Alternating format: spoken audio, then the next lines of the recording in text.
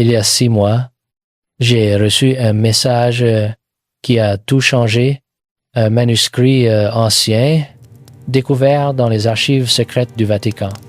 Mentionnait un nom que personne n'aurait dû connaître.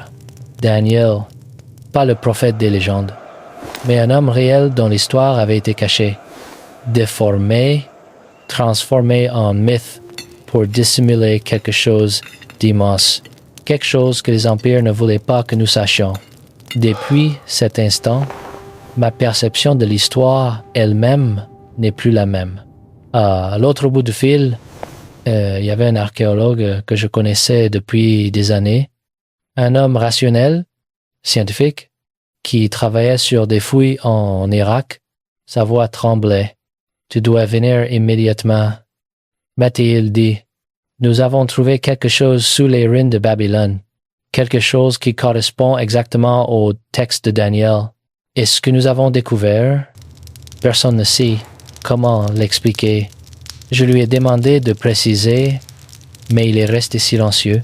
Puis, presque dans un murmure, il a ajouté « Les visions n'étaient pas des prophéties, c'était des observations. » Daniel voyait quelque chose que nous commençons seulement à comprendre maintenant. Ces mots se sont gravés dans mon esprit et ne m'ont plus quitté pendant tout le voyage vers Bagdad. Depuis des années, je poursuis ce que l'histoire officielle refuse d'aborder. J'ai marché dans des lieux où le temps semble figé. J'ai vu des artefacts que la science académique évite de regarder, mais je n'avais jamais entendu un archéologue parler avec autant de certitude troublée. Quand je suis arrivé sur le site des fouilles, mon ami m'a accueilli avec le regard de quelqu'un qui a franchi une frontière invisible, et quand j'ai vu ce qu'il voulait me montrer, j'ai compris que l'histoire que nous connaissions avait toujours été incomplète. Avant de vous dire ce que j'ai vu, vous devez comprendre un principe simple, mais oublié. L'histoire ne nous raconte pas la vérité. Elle nous raconte ce que les pouvoirs veulent que nous sachions. Et l'histoire de Daniel, ce jeune captif de Jérusalem emmené à Babylone, a été racontée comme une fable religieuse. Mais ce que nous avons découvert dans les ruines suggère quelque chose de radicalement différent. Les textes parlent de visions, de bêtes sortant de la mer, de statues géantes, des royaumes futurs, mais que se passerait-il si ces visions n'étaient pas des métaphores spirituelles? Que se passerait-il si Daniel avait réellement vu quelque chose sur l'écran de l'ordinateur portable? Mon ami me montra les premières images, des tablettes cunéiformes, parfaitement conservées, découvertes dans une chambre scellée sous l'ancienne cour royale. Les traductions préliminaires mentionnaient un voyant étranger qui servait les rois, un homme capable de voir à travers le voile du temps. Mais ce qui était le plus troublant, c'était la description technique de ces visions. Des symboles géométriques, des séquences numériques, des diagrammes qui ressemblaient étrangement à des modèles mathématiques modernes de l'espace-temps. « Que penses-tu que tout cela signifie ?» lui ai-je demandé. Il retira ses lunettes et me fixa de ses yeux fatigués, remplis d'une inquiétude qui n'avait pas besoin de mots. « Je pense, dit-il lentement, que Daniel n'était pas un prophète au sens traditionnel. Je pense qu'il était un observateur, quelqu'un qui avait accès à une forme de perception que nous ne comprenons pas encore.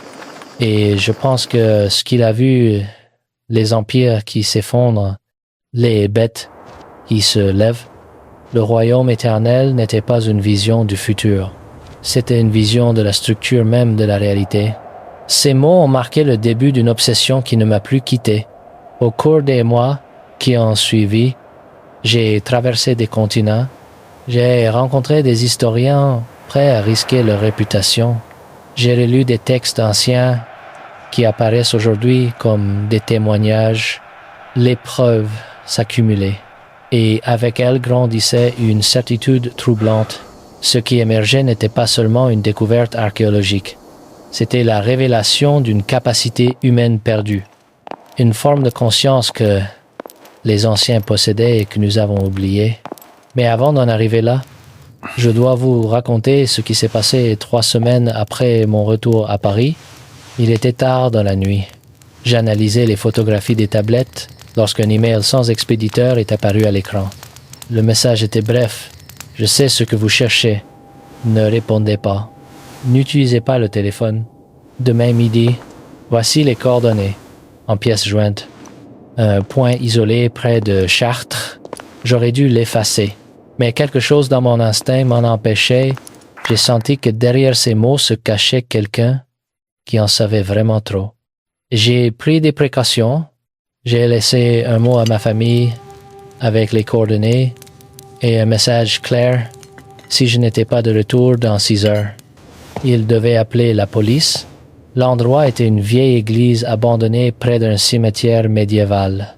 Je suis arrivé à l'heure et il n'y avait pas âme qui vive. J'étais sur le point de partir quand une voix calme derrière moi a dit « Je t'attendais ». Je me suis retourné brusquement. Devant moi se tenait un homme d'une 60aine d'années.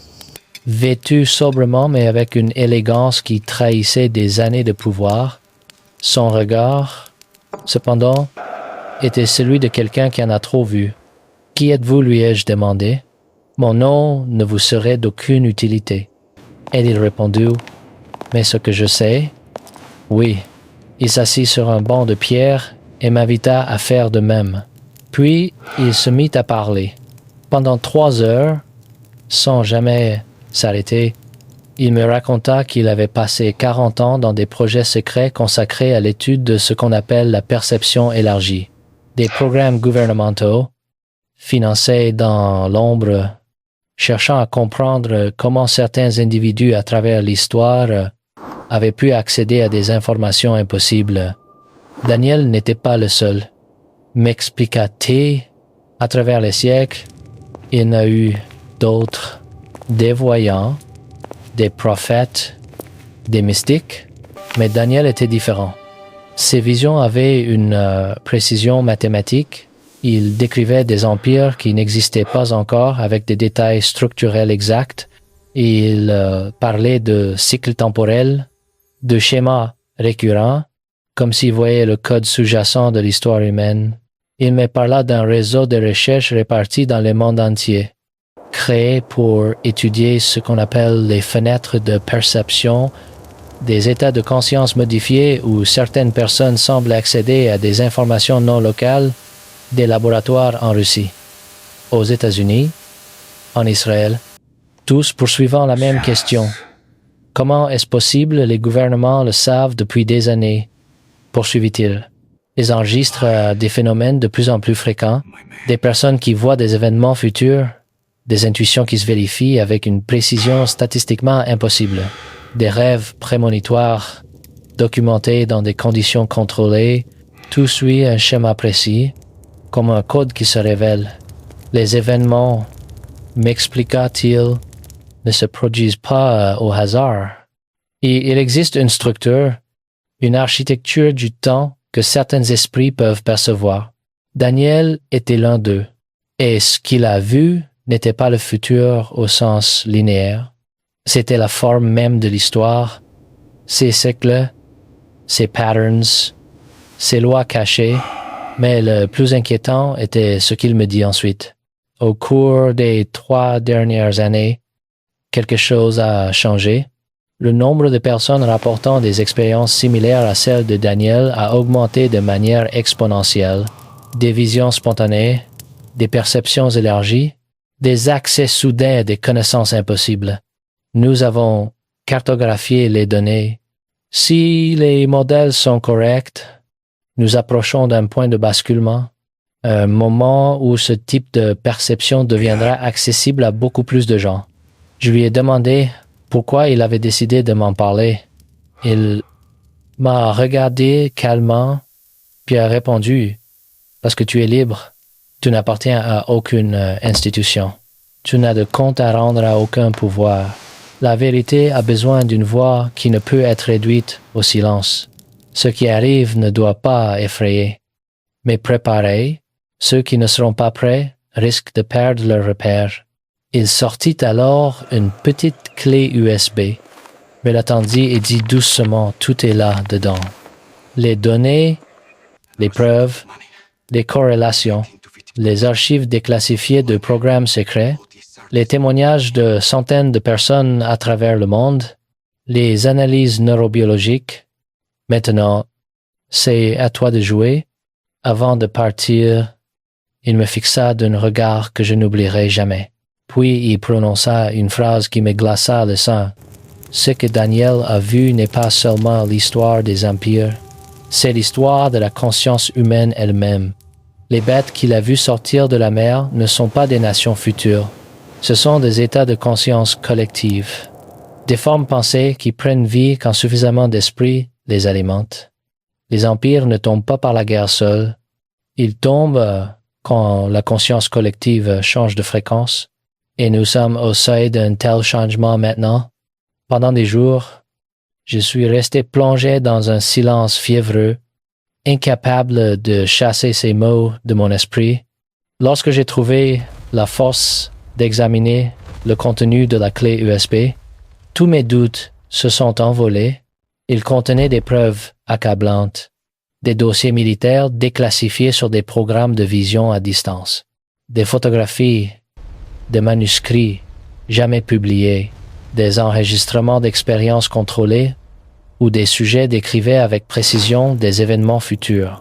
Dans un laboratoire en Californie, un neuroscientifique avait enregistré l'activité cérébrale de méditants expérimentés. Pendant certains états de conscience profonde, leur cerveau affichait des patterns d'activation impossibles selon les modèles actuels, des synchronisations entre régions qui ne devraient pas communiquer, des fréquences qui ressemblaient étrangement aux descriptions mystiques anciennes de l'œil intérieur. En Israël, une équipe d'archéologues avait découvert des textes contemporains de l'époque de Daniel, jamais traduits, décrivant des écoles de voyants à Babylone, des lieux où on enseignait des techniques précises pour ouvrir les portes de la perception, des exercices de respiration, de méditation, d'isolement sensoriel, exactement les mêmes méthodes que les neuroscientifiques modernes utilisent pour induire des états de conscience modifiés. En Russie, des documents déclassifiés révélaient qu'un programme secret avait étudié pendant 30 ans des individus capables de percevoir des informations à distance. Les résultats, longtemps cachés, montraient des taux de réussite statistiquement impossibles par le hasard. Certains sujets pouvaient décrire avec précision des lieux qu'ils n'avaient jamais vus, des événements qui ne s'étaient pas encore produits. Mais ce qui m'a le plus frappé, c'était un rapport confidentiel d'un psychologue qui avait travaillé avec des patients souffrant de visions spontanées. Il écrivait « Ce que nous appelons hallucinations ou psychose pourrait, dans certains cas, être une perception élargie involontaire. Ces patients ne voient pas des choses qui n'existent pas. Ils voient des choses qui existent dans une dimension de la réalité que nous ne percevons pas normalement. Daniel, s'il vivait aujourd'hui, serait probablement diagnostiqué et médicamenté. Pourtant, ces visions se sont avérées exactes. Je savais alors ce que je devais faire. J'ai commencé à contacter des chercheurs, des historiens, des neuroscientifiques. J'ai organisé des conférences privées où nous partagions nos découvertes. Et partout, j'ai trouvé la même chose, une reconnaissance croissante que quelque chose de fondamental dans notre compréhension de la conscience humaine était incomplet. Un physicien quantique m'a expliqué que selon certaines interprétations de la mécanique quantique, le futur pourrait influencer le passé. Si c'est vrai, il dit, alors la conscience pourrait, dans certains états, avoir accès à des informations qui nous semblent futures, mais qui existent déjà dans la structure de l'espace-temps. Daniel aurait été comme un récepteur radio syntonisé sur une fréquence que les autres ne captaient pas.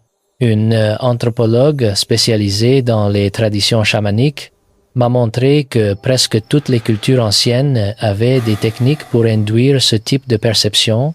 Les chamans, Les prophètes, les oracles, m'expliqua T.L. utilisaient tous des méthodes similaires. Jeûne prolongé, isolement, méditation intense, substances psychoactives. Ils savaient comment ouvrir ces portes. Nous avons perdu ce savoir, le qualifiant de superstition, mais peut être que Daniel utilisait simplement une technologie de la conscience que nous redécouvrons maintenant. Les preuves continuaient de s'accumuler. J'ai découvert que pendant son séjour à Babylone, Daniel avait refusé la nourriture du roi, préférant un régime simple de légumes et d'eau. Ce que les textes présentent comme une question religieuse pourrait avoir été une pratique délibérée.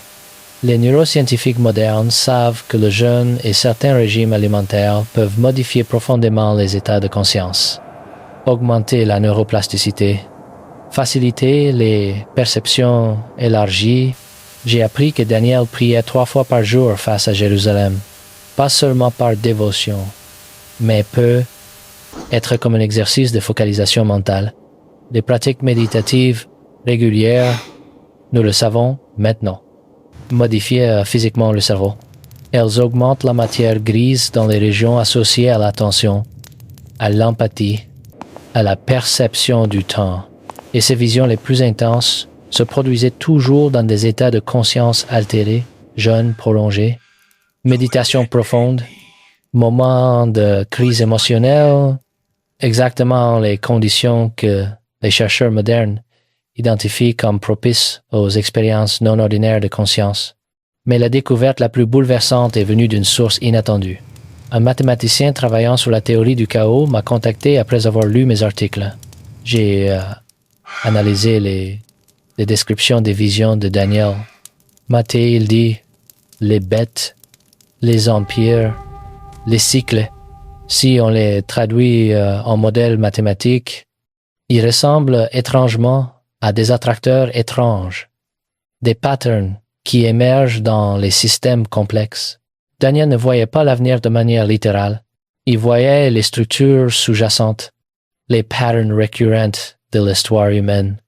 Il m'a montré ces graphiques, les cycles de montée et de chute des empires, traduites en équations, formaient des patterns fractals. Les mêmes formes se répétaient à différentes échelles. L'histoire, m'expliqua, n'est pas linéaire. Elle est cyclique, fractale, prévisible si on connaît les bonnes équations. Daniel avait accès intuitif à ces patterns. Il les voyait sous forme symbolique, des bêtes, des statues, des royaumes, mais il décrivait une réalité mathématique profonde. Cette révélation m'a bouleversé. Et si Daniel n'avait pas été un prophète au sens surnaturel, mais un génie intuitif capable de percevoir les structures cachées de la réalité, et si ces visions étaient une forme de cognition supérieure que nous avons perdue en privilégiant la pensée analytique, j'ai décidé de visiter les lieux où Daniel avait vécu, Babylone d'abord, où les ruines anciennes murmurent encore des secrets. Sur le site des fouilles, j'ai médité pendant des heures, essayant de sentir ce que Daniel avait pu sentir, et quelque chose d'étrange s'est produit. Dans le silence de la nuit, avec le vent du désert qui soufflait sur les pierres millénaires, j'ai eu une perception soudaine, claire, impossible à expliquer rationnellement. J'ai vu non pas avec les yeux, mais avec une forme de connaissance intérieure comment Babylone avait fonctionné, les structures de pouvoir, les jeux politiques, les tensions qui conduiraient inévitablement à sa chute. C'était pas une vision mystique. C'était plutôt comme si toutes les informations historiques que je connaissais se réorganisaient soudainement en un pattern cohérent, révélant une logique profonde que je n'avais jamais vue. Je suis retourné vers mon ami archéologue et lui ai raconté l'expérience. Il a souri tristement. C'est ce que Daniel faisait constamment. Matthieu dit, il voyait les patterns, pas par magie, mais par une forme de perception intuitive extraordinairement développée. Et aujourd'hui, avec les outils de la neuroscience, nous commençons à comprendre comment c'est possible. Il m'a parlé des travaux récents sur l'intuition, comment le cerveau traite des quantités massives d'informations inconsciemment, formant des conclusions que notre esprit conscient perçoit comme des intuitions soudaines. Mais chez certaines personnes, ce processus est amplifié. Elles captent des patterns, des connexions, des possibilités futures avec une précision qui défie l'explication conventionnelle. Daniel, conclut-il, était probablement ce qu'on appellerait aujourd'hui un génie intuitif extrême. Combiné avec des pratiques spirituelles qui amplifiaient sa perception, il devenait capable de voir des événements futurs non pas par magie, mais en percevant les trajectoires probables basées sur les patterns présents. Les bêtes qu'il voyait représentaient des archétypes de pouvoir, des formes récurrentes que prennent les empires encore et encore. Mais l'histoire de Daniel ne s'arrête pas à ces visions. Il y a eu la fosse au lion, le fort Ardent, les décrets royaux, et là aussi, les textes officiels cachent quelque chose de plus complexe. Un historien spécialisé dans la Perse antique m'a montré des tablettes cunéiformes décrivant des tests de loyauté utilisés à l'époque. Des mises en scène élaborées pour éprouver les conseillers étrangers. La fosse au lion m'expliqua-t-il peut être réelle, mais pas de la manière dont on nous la raconte. Il existait des rituels où les condamnés étaient effectivement jetés au lion, mais il y avait aussi des protocoles de grâce. Si quelqu'un survivait la nuit, ce qui arrivait plus souvent qu'on ne le pense, car les lions bien nourris ne sont pas toujours agressifs, c'était interprété comme un signe divin. Daniel avait probablement préparé cette épreuve. Il connaissait le comportement des animaux. Il maîtrisait son propre état mental pour ne pas émettre la peur qui attire l'attaque. Cette interprétation m'a d'abord choqué. Elle semblait diminuer le miracle, mais en y réfléchissant, je me suis rendu compte qu'elle rendait Daniel encore plus impressionnant, pas un homme sauvé par magie, mais un être humain qui avait développé un tel contrôle de lui-même, une telle compréhension des lois naturelles, qu'il pouvait accomplir ce qui semblait impossible. Un maître de méditation que j'ai rencontré en Inde m'a dit « Les plus grands yogis peuvent ralentir leur rythme cardiaque, contrôler leur température corporelle, entrer dans des états où la douleur ne les affecte pas. Ce ne sont pas des miracles. Ce sont des capacités humaines développées par la pratique. » Daniel avait probablement maîtrisé de telles techniques. Au fil de mes recherches, un portrait différent de Daniel a émergé. Non pas un personnage de conte de fées, mais un homme extraordinaire qui avait développé des capacités humaines à leur maximum, un esprit brillant formé dans les traditions mystiques hébraïques, exposé ensuite aux connaissances babyloniennes, capable de synthétiser différents systèmes de pensée pour créer quelque chose d'unique. Ces interprétations de rêves n'étaient probablement pas des révélations divines directes, mais l'application d'une connaissance profonde de la psychologie humaine et de l'analyse symbolique. Un psychanalyste que j'ai consulté m'a montré comment les rêves du roi Nabuchodonosor suivent des patterns archétypaux classiques, des expressions de l'anxiété d'un dirigeant face à la mortalité de son pouvoir. Daniel, il dit, avait peu être simplement une compréhension intuitive de la psyché humaine des siècles avant Freud et Jung.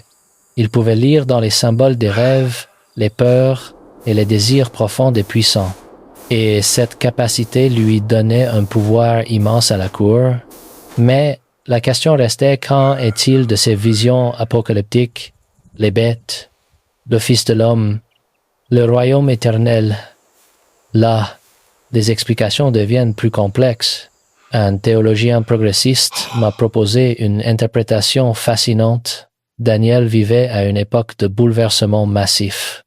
Il voyait des empires se succéder rapidement. Il Il percevait l'instabilité fondamentale des structures de pouvoir basées sur la force. Ses visions du royaume éternel n'étaient peut-être pas des prédictions littérales, mais une vision philosophique profonde, seul un ordre basé sur la justice et la conscience, et non sur la domination, pourrait perdurer. Cette interprétation m'a frappé. Daniel ne prédisait pas l'avenir. Il comprenait les principes fondamentaux qui gouvernent la montée et la chute des civilisations. Il voyait que tout empire basé sur l'oppression contenait les germes de sa propre destruction. Et il exprimait cette compréhension dans le langage symbolique de son époque. Un sociologue que j'ai interviewé a ajouté les bêtes que Daniel décrivait représentent différentes formes de pouvoir collectif. Le lion avec des ailes d'aigle, la royauté qui se veut divine, l'ours avec des côtes, l'empire qui dévore les nations, le léopard à 4 têtes, le pouvoir fragmenté qui maintient le contrôle par la division, la bête terrifiante, la domination totale par la force brute. Daniel cartographiait les archétypes du pouvoir politique et il voyait qu'aucun de ces modèles n'était durable. Mais alors, qu'en est-il de nous aujourd'hui? C'est là que l'histoire de Daniel devient la plus pertinente. Parce que ce qu'il décrivait n'était pas seulement son époque. C'était des patterns qui se répètent et plusieurs chercheurs avec qui j'ai parlé pensent que nous vivons maintenant un moment similaire à celui que Daniel a vécu. Un futurologue m'a dit « Nous sommes à la fin d'un cycle. L'ordre mondial établi après la Seconde Guerre mondiale s'effondre. De nouvelles puissances émergent. Les anciennes structures économiques, politiques, sociales ne fonctionnent plus, exactement comme à l'époque de Daniel. Quand l'ordre du Proche-Orient ancien s'effondrait, et comme lui, nous avons besoin de personnes capables de voir les patterns émergents, de percevoir vers quoi nous nous dirigeons. C'est alors que j'ai commencé à comprendre le véritable message de l'histoire de Daniel. Ce n'est pas une histoire sur la prophétie ou les miracles, c'est une histoire sur la conscience élargie, sur la capacité humaine à percevoir au-delà des apparences immédiates, sur le courage de rester fidèle à sa vision intérieure, même quand tout le monde autour de vous suit un autre chemin. J'ai lancé un projet que j'appelle le protocole Daniel. Ce n'est pas une religion. Ce n'est pas une secte, c'est un ensemble de pratiques basées sur ce que nous savons maintenant de la neuroscience, de la méditation, de la cognition intuitive, des exercices pour développer ce que Daniel possédait, la capacité de voir les patterns cachés, de percevoir les trajectoires futures, de maintenir la clarté mentale dans le chaos. Les réactions ont été immédiates. Des personnes de cultures différentes ont ressenti la même urgence. Quand je leur offrais des mots et des outils pour développer cette perception élargie, quelque chose en eux s'éveillait. Je me souviens d'une femme qui, après une session de pratique, s'est approchée de moi en larmes. J'ai passé ma vie à avoir des intuitions puissantes, m'a-t-elle dit, mais je ne savais jamais si je pouvais leur faire confiance. J'avais peur d'être folle. Maintenant, je comprends que c'est une capacité réelle, quelque chose que je peux cultiver, affiner, utiliser de manière constructive. Ces mots m'ont traversé comme un écho universel. L'humanité n'a pas perdu ses capacités. Nous les avons simplement oubliées, réprimées, qualifiées de superstitieuses, mais elles sont toujours là, dormantes, attendant d'être réveillées. À ceux qui me demandent si tout cela n'est qu'une illusion collective, je réponds que, même si c'était le cas, la conscience, la clarté et la perception que nous développons restent réelles. Ce qui élève l'esprit élève le monde. Mais après des mois de recherche et de témoignages, je sais que ce n'est pas une illusion. Quelque chose d'authentique est en train de se réveiller en nous, une capacité que nous avions perdue et que nous retrouvons maintenant. Je suis retourné récemment sur le site des fouilles en Irak. Mon ami archéologue et moi avons passé une nuit entière dans les ruines de l'ancien palais de Babylone.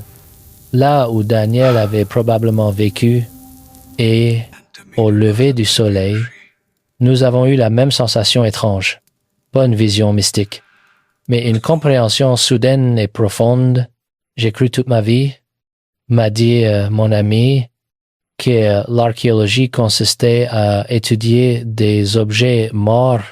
Maintenant, je sais qu'elle consiste à comprendre comment des esprits brillants du passé percevaient la réalité. Daniel n'est pas mort, sa conscience, sa méthode de perception vit à travers nous quand nous apprenons à voir comme il voyait. Je lui ai demandé s'il avait peur de cette nouvelle compréhension. Il a souri. Non, parce que je comprends maintenant que ce que Daniel appelait le royaume éternel n'est pas un lieu futur, c'est un état de conscience, une façon d'être dans le monde où on perçoit la connexion profonde entre toutes choses, où on voit les patterns sous-jacents de l'existence, où on vit avec clarté et purpose même au milieu du chaos. C'est ça, le vrai miracle de Daniel. Ces mots résument tout. Oui, quelque chose d'immense arrive dans notre conscience collective. Oui, cela change nos certitudes, mais nous ne devons pas le craindre. Nous devons nous y préparer, l'esprit clair et le cœur ouvert, car ce qui émerge n'est pas la fin de l'histoire, c'est le début d'une nouvelle phase de l'évolution humaine. Le voile entre notre conscience ordinaire et notre potentiel caché s'amincit, et derrière lui nous attend la capacité que Daniel possédait, voir avec clarté, percevoir avec justesse, vivre avec sagesse. Les visions ne sont plus réservées aux prophètes. Elles deviennent accessibles à quiconque est prêt à développer cette dimension de son être. Puis les témoignages ont commencé à arriver. Des personnes pratiquant le protocole Daniel rapportaient des expériences similaires à celles décrites dans les textes anciens. Des intuitions vérifiables, des perceptions de patterns, des compréhensions soudaines de situations complexes. C'était pas de la magie, c'était une capacité cognitive naturelle, simplement très développée. Un neuroscientifique qui étudie nos participants m'a expliqué ce que vous faites. Essentiellement, c'est entraîner le cerveau à intégrer des informations de manière plus holistique, à percevoir des connexions que la pensée analytique normale manque. Daniel avait probablement un cerveau naturellement doué pour cela, amplifié par des décennies de pratiques spirituelles. Nous aidons les gens à développer ces mêmes réseaux neuronaux. J'ai tracé une carte des témoignages. Les points s'alignent à travers le monde, sans schéma géographique particulier. Mais il y a un pattern. Ce sont des personnes qui ont choisi la clarté dans un monde de confusion, qui ont maintenu leur intégrité dans des environnements corrompus, qui ont cultivé le silence intérieur dans le bruit ambiant. Exactement ce que Daniel avait fait à Babylone, avec des fonds de donateurs privés et un petit groupe de chercheurs. J'ai commencé à organiser des retraites intensives. À chaque session, quelque chose d'inattendu se produisait. Les participants, venus de cultures et de langues différentes, rapportaient des expériences remarquablement similaires. Des moments de perception élargis, des insights profonds sur leur vie et leur direction, des compréhensions soudaines de patterns complexes. La preuve la plus bouleversante est venue d'une retraite de 7 jours en Provence. Au cours d'une méditation collective dans une ancienne abbaye, les enregistrements EEG ont montré un phénomène inédit. Les ondes cérébrales de tous les participants se sont spontanément synchronisées pendant plusieurs minutes. Des cerveaux différents, des personnes différentes, une seule fréquence, exactement le type de cohérence qu'on imagine que Daniel et ses amis, Shadrach, Meshach et Abednego, auraient pu atteindre dans leur pratique commune. Beaucoup ont eu des perceptions similaires pendant cette synchronisation. Non pas une vision identique, mais une compréhension partagée. Nous sommes à un tournant. L'humanité développe une nouvelle forme de conscience collective. Les anciens prophètes comme Daniel étaient des précurseurs, des êtres humains qui avaient naturellement accès à ce que nous développons maintenant collectivement. Le message était clair, la conscience collective s'éveille. Les esprits humains prennent conscience qu'ils font partie d'un champ unifié et ce que Daniel voyait, la chute des empires basés sur la domination, l'émergence d'un royaume éternel basé sur la justice, n'était pas une prophétie surnaturelle. C'était une perception intuitive profonde de la direction inévitable de l'évolution humaine. Au cours des derniers mois, j'ai vu moi-même des expériences qui défient mes anciennes croyances, des connaissances spontanées sur des situations que je ne devrais pas pouvoir connaître, des intuitions qui se vérifient avec une précision troublante, des moments où je vois clairement la trajectoire probable d'événements complexes. Je ne suis pas le seul. Des centaines de personnes dans le réseau rapportent la même chose.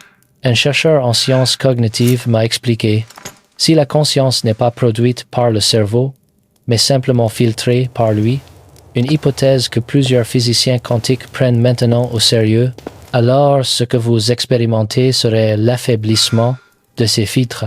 Vous ne gagnez pas de nouveaux pouvoirs, vous retrouvez accès à une perception plus large qui a toujours été là, juste bloqué. Cette explication résonne profondément.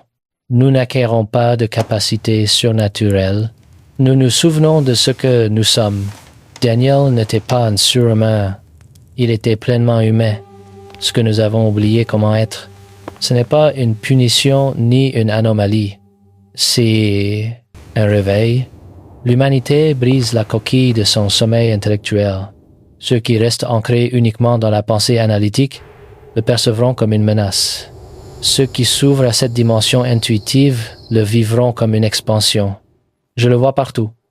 L'anxiété croissante dans le monde n'est pas seulement due aux crises politiques ou économiques. C'est le symptôme d'une transformation de conscience. L'ancien mode de perception fragmenté, matérialiste, séparé, se dissout, et l'âme collective le sait. Même si l'esprit conscient lutte, nous avons besoin de guides silencieux, d'être capables de rester centrés alors que tout change. Je les appelle les Daniels modernes. Je les forme partout. Leur tâche n'est pas d'enseigner des dogmes, mais d'incarner la clarté, de se souvenir, au milieu du chaos, que tout est connecté, que les patterns sont perceptibles, que la sagesse est accessible. Ils n'offriront pas de réponse toute faite, mais leur présence stable servira d'ancrage. Comme Daniel, dans la cour de Babylone, maintenant sa clarté intérieure pendant que l'Empire s'agitait autour de lui, dans les moments de silence les plus profonds, j'ai perçu ce qui va arriver, non pas par voyance mystique, mais par une lecture intuitive des patterns actuels, une terre où l'intelligence intuitive et l'intelligence analytique sont enfin intégrées, des sociétés qui valorisent la sagesse autant que la connaissance, des esprits qui peuvent naviguer la complexité avec clarté. Il y aura de la turbulence, c'est la douleur de la transformation. Mais ce qui naîtra sera plus beau que ce que nous avons perdu.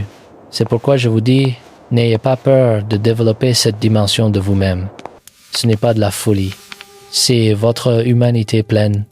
Cultivez la clarté intérieure, pratiquez la perception élargie, apprenez à voir les patterns, observez sans jugement, sentez sans vous perdre. Quand la turbulence arrive, et elle arrive, seuls ceux qui ont développé cette clarté resteront stables. L'histoire ne se répète pas littéralement. Mais ces patterns reviennent. Daniel a vécu la fin d'un ordre mondial et l'émergence d'un nouveau. Nous vivons exactement cela maintenant. Et comme lui, nous pouvons choisir être emportés par le chaos ou développer la perception qui permet de naviguer la transformation. Le véritable héritage de Daniel n'est pas dans ses prophéties accomplies ou non. C'est dans ce qui nous montre être possible pour un être humain rester centré dans le chaos, percevoir avec clarté dans la confusion, maintenir l'intégrité dans la corruption, voir les patterns profonds sous les événements de surface. C'est une technologie de la conscience, pas une religion, c'est une capacité humaine, pas un miracle divin. C'est notre héritage évolutionnaire, pas une anomalie surnaturelle, et c'est accessible maintenant. Pour quiconque est prêt à entreprendre le travail de développement intérieur que Daniel a fait, l'univers ne nous demande pas de croire, il nous demande de percevoir, de développer les yeux pour voir ce qui a toujours été là, de cultiver la clarté qui permet à la sagesse. Le voyage vient de commencer, et chaque pas nous ramène à ce que nous avons toujours été, des êtres capables de perception élargie, attendant simplement de se souvenir, la fosse au lion n'était pas un miracle, c'était la maîtrise. Le Fort Ardent n'était pas une intervention divine, c'était la cohérence de groupe. Les visions n'étaient pas des prophéties surnaturelles, c'était des perceptions intuitives extraordinairement développées. Daniel nous montre le chemin, non pas vers la croyance aveugle, mais vers la perception éclairée, non pas vers la dépendance au miracle, mais vers le développement de nos capacités innées, non pas vers l'attente passive d'un royaume futur, mais vers l'incarnation présente de la conscience élargie. Le royaume éternel dont il parlait existe déjà. C'est l'état de conscience où nous percevons la vérité profonde. Nous sommes tous connectés. Les patterns sont réels. La sagesse est accessible et l'évolution continue. Bienvenue dans l'ère post-Daniel, où ses capacités ne sont plus miraculeuses mais développables, où ses visions ne sont plus mystérieuses mais compréhensibles, où son héritage n'est plus religieux mais profondément, radicalement humain. Nous sommes les nouveaux Daniels. Chacun de nous, et le moment d'ouvrir les yeux est maintenant.